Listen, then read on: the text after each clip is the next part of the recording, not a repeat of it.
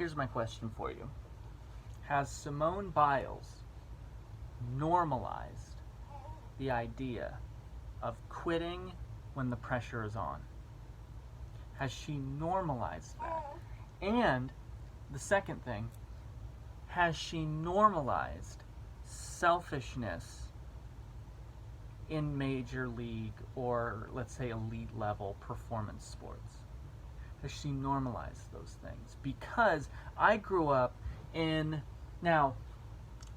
sports where selfishness was antithetical, self-interest, even a sentence involving the word self. I wanted to do that because that's I need to put myself first. That kind of mentality would have been unwelcome. Well, and partially due to the fact that in team sports, I've mostly spent majority of, let's say, like, I don't even want to use the word career, but in team sports, football, baseball, soccer, played a little bit of basketball, like things like that. Like, in a team sport, we openly derogate players that behave selfishly.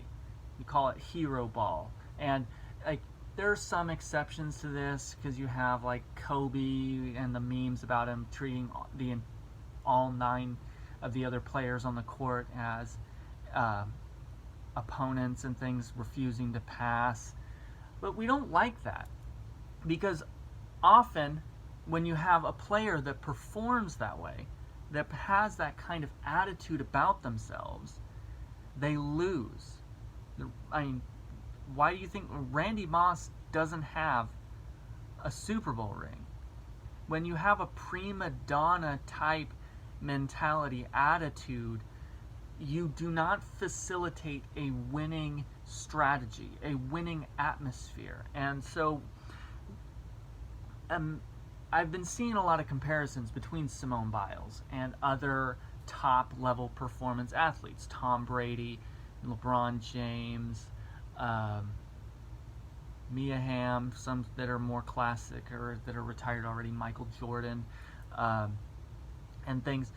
And with the word picture of, imagine if Tom Brady he felt spent, he felt exhausted, and so, I'm not going in for the final drive on the 4th quarter, find someone else. For my mental health, my emotional capacity, I just don't feel like I'm there for it, and so I'm not going to do it.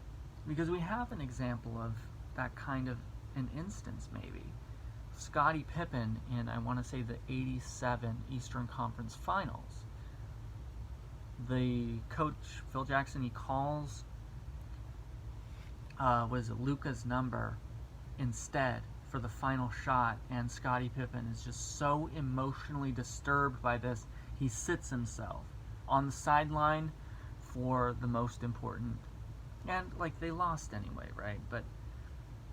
Or lost the series. They lost anyway, but simply, we saw what this looks like when a man chooses to quit on his team like that. And he will never live that down. They dedicated almost an entire full episode of The Last Dance to him doing that. So,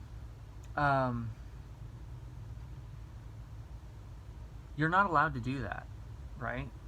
If you're a gymnast, specifically, let's talk Olympic sports for a second.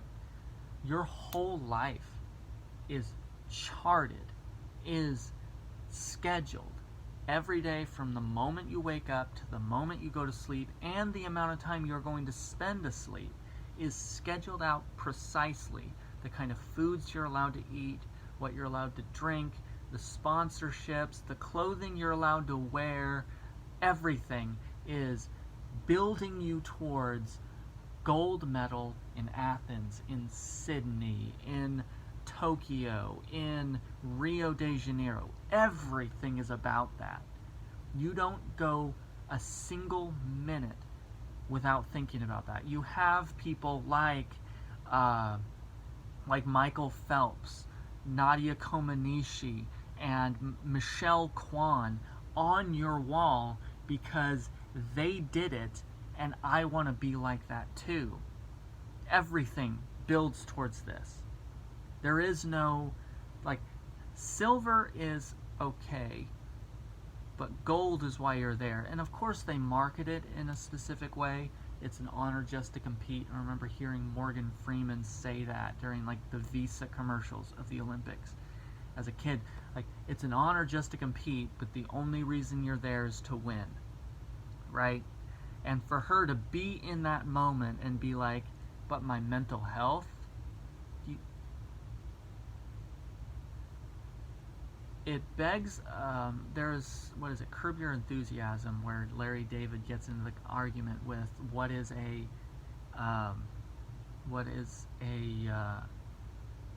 kamikaze pilot, right?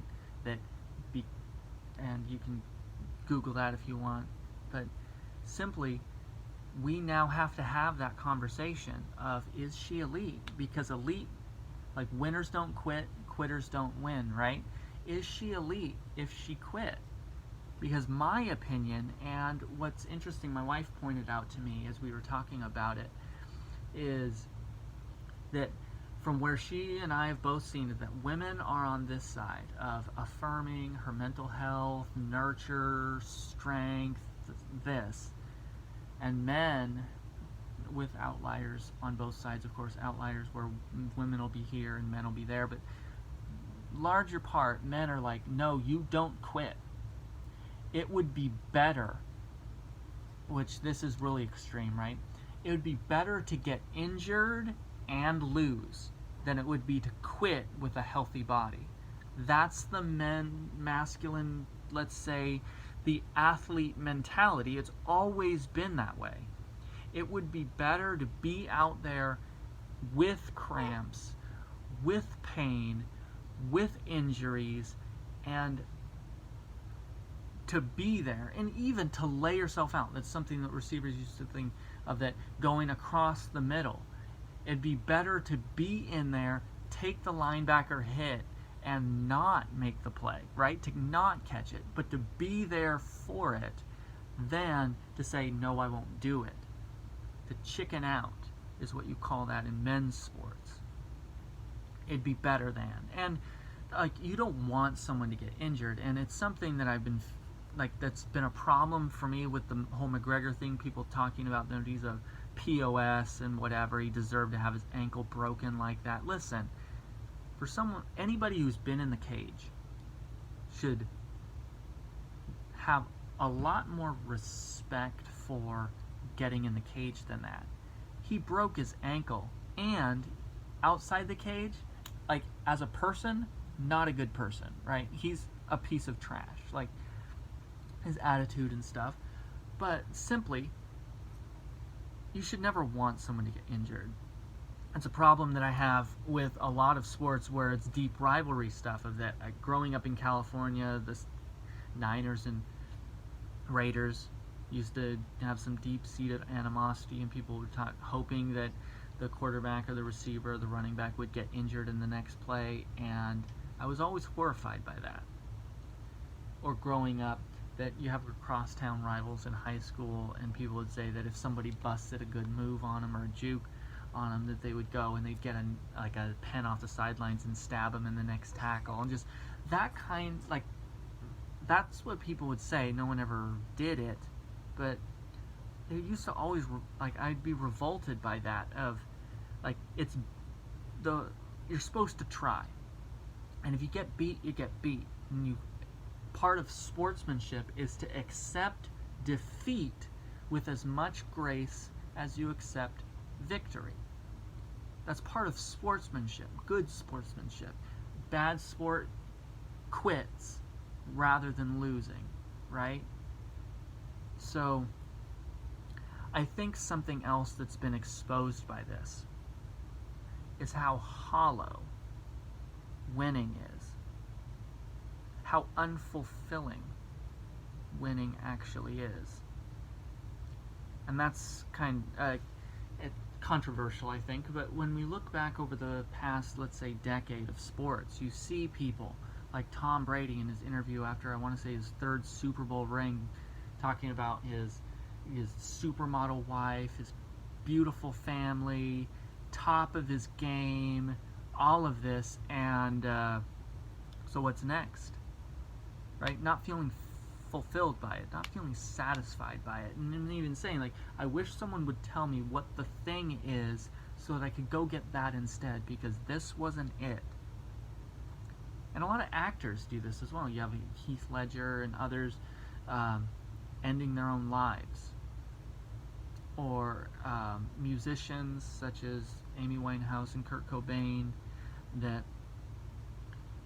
getting to the pinnacle, the apex of their careers, and still finding nothing but despair, depression, anxiety, the thing that they wanted when they were just a garage band and a bunch of losers that people said were losers back in the day, what they dreamed about, they finally had it, and it wasn't. And a lot of athletes have done the same thing, of that you reach that, you finally get the MVP, you finally get your name on the side of the Stanley Cup, or you get Olympic gold, or you finally get to drink the milk, Indianapolis 500, right? You finally get there, and you find out that that thing, it was a facade. It was hollow. It was not what you thought it was going to be. It didn't give you what you thought it was going to give you. And so you have Simone Biles, that there's not a single piece of footage I've seen of her in 2 years, maybe, didn't refer to her as the GOAT, the greatest of all time, the top women's athlete, a millionaire. And yet, in that moment, she wasn't there. She was clearly not the GOAT, and it's going to taint this entire Olympics podium now, because even whoever ends up with gold, everyone's going to discredit it, maybe even give it an asterisk, because, but what if Simone had competed? And that's something we talked about, my wife and I as well, that we'll never know the opposite realm. We'll never know the alternate dimension, say. We'll never know the road not traveled of. If she had gone in, would she have been injured? She thought she would, but that doesn't mean that it was guaranteed. And then additionally, we'll never know the alternate route of, even if she did get injured, what if she did get gold? Like, what is her name that they've been comparing her to from '96? What if she'd gotten injured and she'd gotten the gold? And you could say, well, that other gymnast, her career was over, right? At 19 years old, and thinking that's some kind of a tragedy, but I think something that people miss is that female gymnasts peak at a younger age. It used to be like 14, 15, 16 was peak female gymnastics. Anything older than that, like, you were too old already. So her competing at 19 was kind of pushing it, and Simone Biles at, 24? That's never been seen before that I'm aware of. Men compete at older ages like that because differences in physiology, but for a woman competing at that age, her career was probably over anyway. I highly doubt that 28-year-old Simone Biles is coming back to wherever the next Olympics is. Highly doubt it. Meaning that the likelihood is we saw the last performance we will ever see of Simone Biles competing for Olympic gold. And we won't even get that, right? She, you could say, cheated herself out of it, maybe. Maybe. It's hard to say, because maybe she didn't. Maybe she was just done. She just didn't want it that badly. Like I said, victory, being at the top, apparently it's not that fulfilling. It's not what we've made it out to be, after all. So, what are we saying here? I certainly hope that we're not in the position of normalizing quitting, because people were talking about LeBron during the finals, or at least the road up to the finals, saying that he had quit on his team as well. Maybe that's just rhetoric, maybe that's just bitter fans not getting the ring that they were expecting. But you have that, and now you have Simone Biles quitting, right?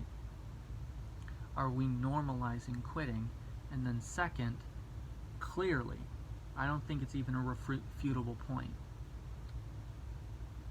Victory, winning, is not that substantial. So, if we combine these 2 points, that winning is not that substantial, then why try for it anyways? Then maybe she did the right thing. Maybe she did. Maybe us pushing our society as a whole towards this idea of accomplishment, maybe that's the wrong thing to do. But if that's the case, we're headed down a dark path, I think. I think we're headed down a dark path.